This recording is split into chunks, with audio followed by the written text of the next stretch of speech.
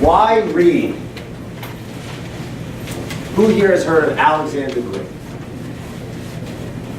Who here has heard me tell the story? No, I'm kidding. King Philip II was Alexander the Great's father.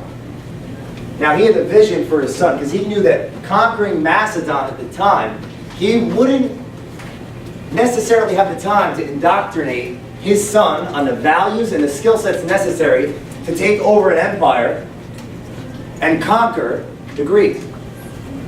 So at 13 years old, Alexander the Great started mentoring under Aristotle. Who's heard of Aristotle? Who likes philosophy? Aristotle mentored under Plato. Plato mentored under Socrates.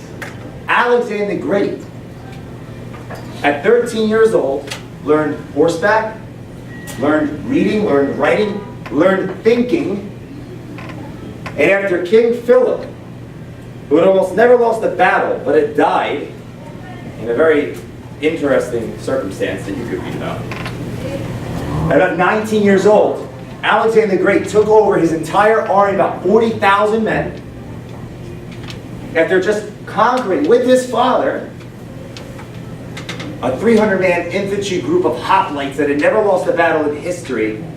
His father passing, King Philip, Alexander the Great, at 19 took his entire army, and over the next 12 years, never losing a single battle, conquered Macedon, Greece, chased Darius III across Persia, to the point where Darius's men killed him because they thought that would be like, oh, let's give Alexander the Great some kind of, showmanship that, we're on his side because we're not afraid of this guy.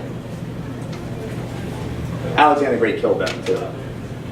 And North India and Egypt. What the hell does this have to do with reading?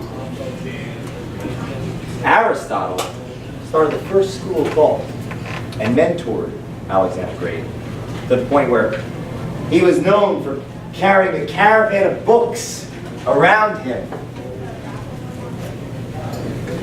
in between battles, reading to educate himself so he could see the battle for what it could be and make it what it should be. Alexander the Great, who didn't necessarily have his father, could stand on the shoulders of giants like we can today, and he never lost a battle. Now I understand Wawa can be difficult. We aren't in any battles. So we're here today to stand on someone's shoulders, who we're going to talk about in a second. I may have to conquer the whole world, but maybe financial freedom. So the question is, well, what is a book? It was Abraham Lincoln that said, I learn from everyone I meet. Usually it's what not to do. It's well read.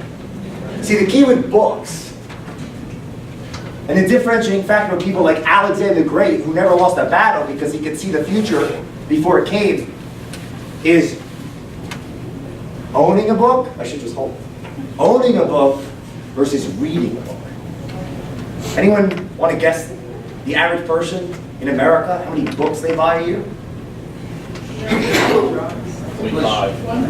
1.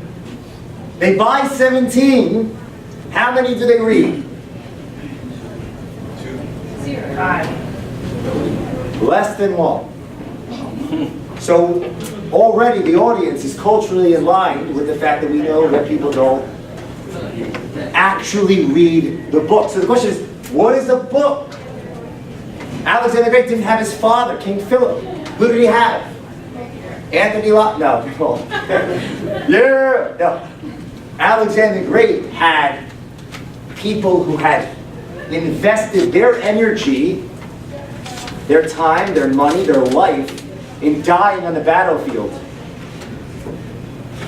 And learning from their mistakes, he didn't make them. Books. Do I need a mic?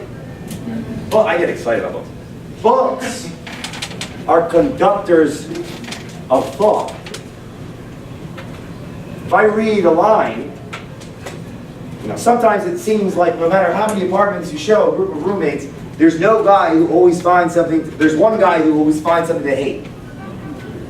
Now, if I trust a man with 40 buildings in New York, that's his advice, and I listen to it, will that save me time, possibly? That's what a book is. But the difference is, the average CEO reads 60 books a year. And how many books does the average person read? Less than one. We're standing in an institution